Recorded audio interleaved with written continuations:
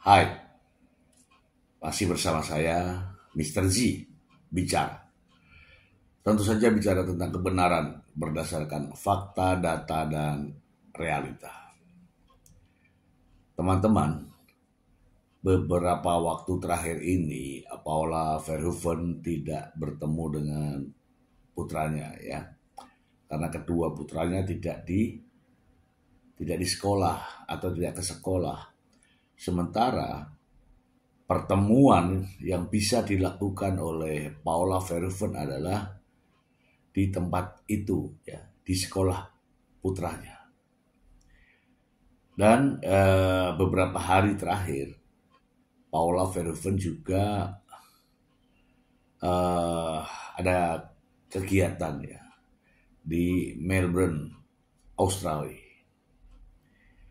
Bagaimana sama-sama tidak ketemu kemudian dipertemukan. Inilah kisahnya. Saya akan bacakan langsung dari sumbernya agar tidak menjadi fitnah. Kita langsung ke sumbernya. Suara.com. Paula Verhoeven akhirnya bertemu Keanu setelah sebulan terpisah. Bawa oleh-oleh spesial, ya. Bacakan, ya. Suara.com. Paula Verhoeven membagikan momen bertemu dengan putra sulungnya, Keanu. Diduga pertemuan antara ibu dan anak itu terjadi di sekolah. Video tersebut dibagikan Paula Verhoeven melalui Instastory pribadinya.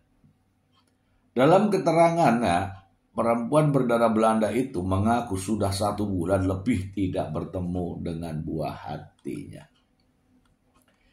Diduga Paula kesulitan bertemu dengan anak-anak karena selama 1 bulan Keanu tidak bersekolah. Kangennya mama, akhirnya ketemu lagi sama Keanu setelah 1 bulan ada yang gak masuk sekolah, tulis Paula Verhoeven. Dalam video nampak Paula begitu bahagia bertemu dengan putra sulungnya tersebut. Dia pun langsung memeluk dan mencium Keanu demi melepas rindu kepada putranya itu. Kakak kangen juga sama mama. Peluk dulu dong sayang, pinta Paula. Tidak membawa tangan kosong. Paula juga membawakan putranya tersebut oleh-oleh dan makanan. Mama sudah bawain oleh-oleh buat Keanu. Kita buka yuk, ajak Paula. Melihat mendapat mainan dari ibunya, Keanu terlihat bahagia. Sayangnya, pada pertemuan tersebut, Paula harus menahan rindu dengan anak keduanya, Kenzo, yang tidak datang ke sekolah. Adiknya hari ini gak masuk sekolah. Oleh-olehnya dititip ke kakak aja ya deh. Miss you too, Enjo, tulis Paula. Aku mau nangis membacanya. Ya, namanya anak-anak, ya.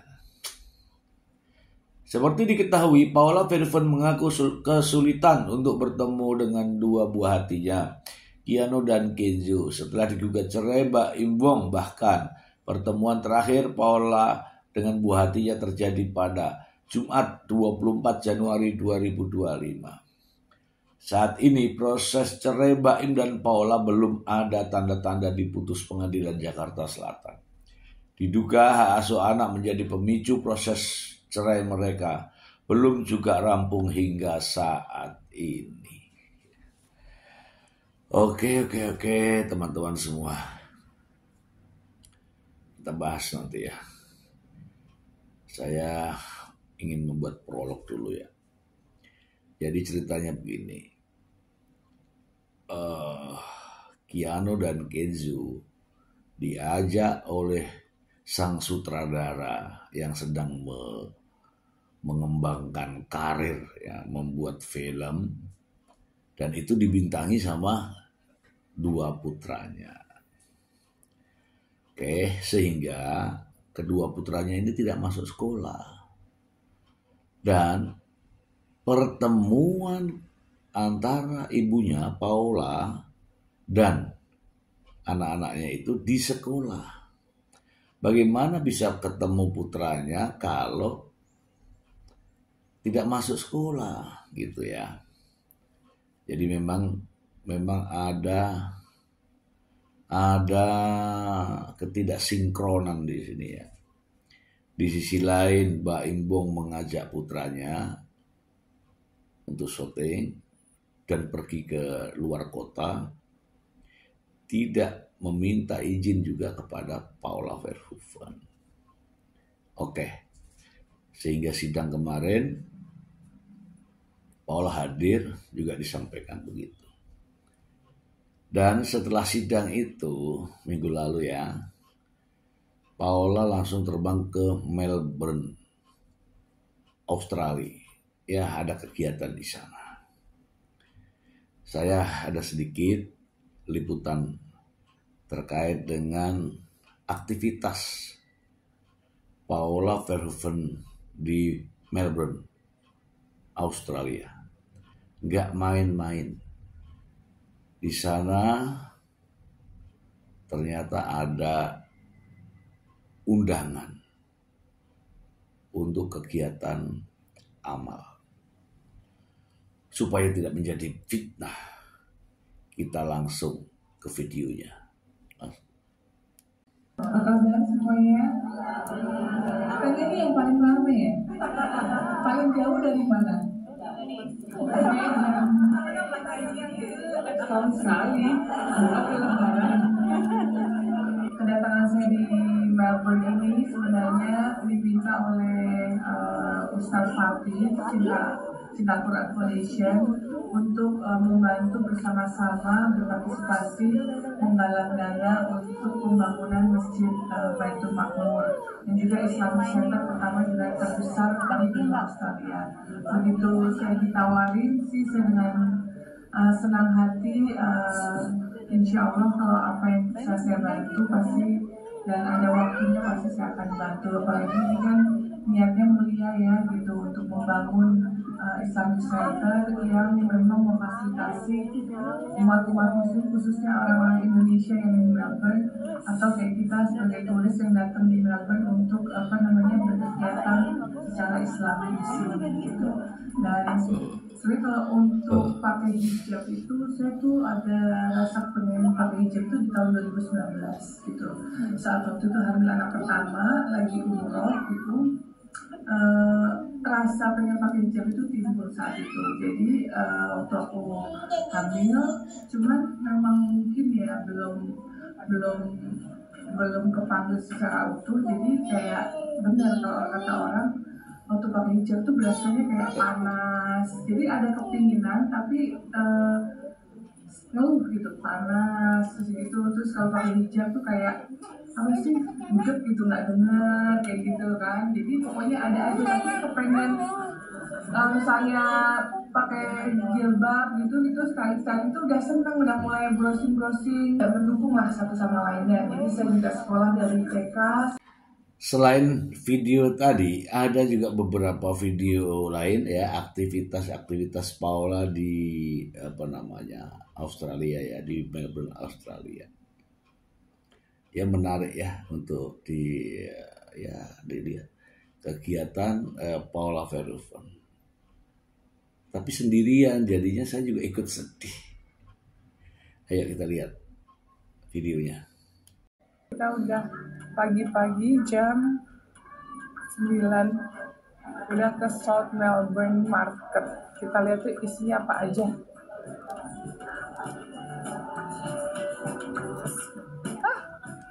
Cabenya, oh ini nggak salah nih harganya sih $50.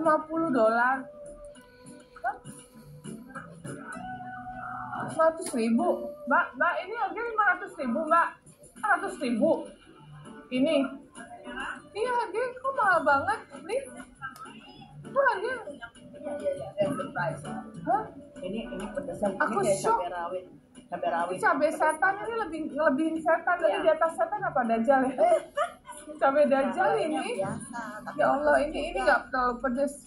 Oh my god, cabai setan di Jakarta nggak segede ini gede banget. $50. 500.000. Oh my god. Nah itu buncis ya, buncis 100.000 di Jakarta, lupa berapa harganya buncis. Emang nggak bisa ini buat cuman for fun aja ya, for fun. Jadi kita memang tidak membandingkan Jakarta Australia, cuman for fun aja, lucu-lucu. Lapar, yuk kita makan dulu yuk. Oh fix. Oh. This is from all of us here. Oh, thank you so much. This is free? Yes. Oh, thank you, sir. Thank you. Waalaikumsalam. Rezeki. Ini yang apa tadi lupa? Ya, ini ya. Oh, ini yang namanya Coffin Bay. Coffin Bay. Ini Sydney Rock. Ya. Dan banyak lagi ya kelucuan, kemudian aktivitas-aktivitas ya baik di pasar maupun di tempat-tempat lain. Paula Verhoeven pun meliputnya ya, dan ya sebagai penghibur kita. Mari kita simak lagi liputannya.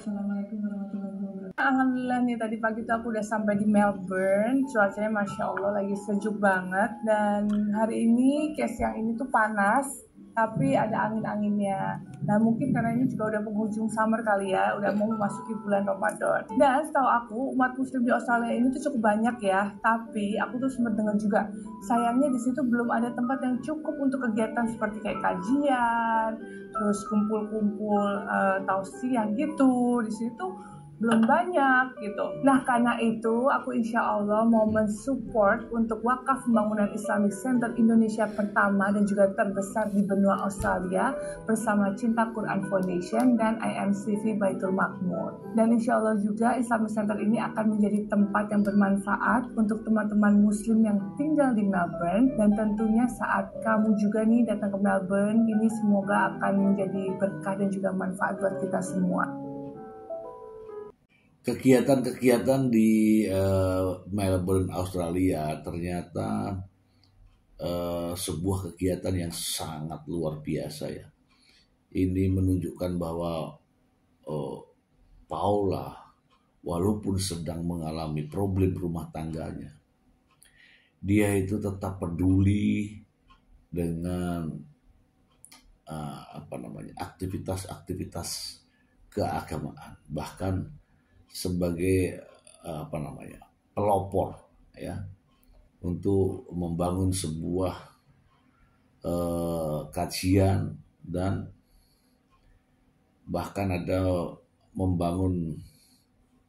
membangunnya di sana itu yang terbesar. Mari kita simak liputannya.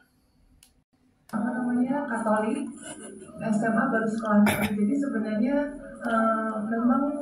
memang susah gitu kalau memang hidup di, jangankan mualaf gitu, kita aja yang hidup yang sama-sama di Islam tapi beda culture agama aja itu memang berat gitu.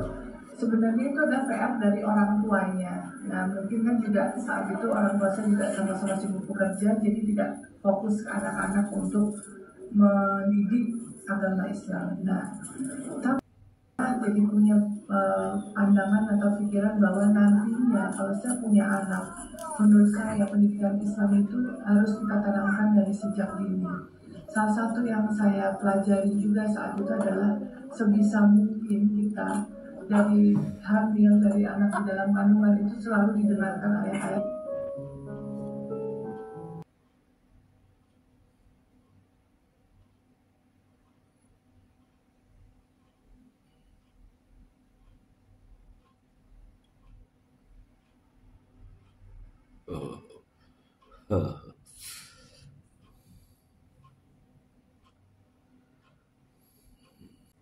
Dan teman-teman jangan lupa hari ini sidang gugatan cerai Paula Verhoeven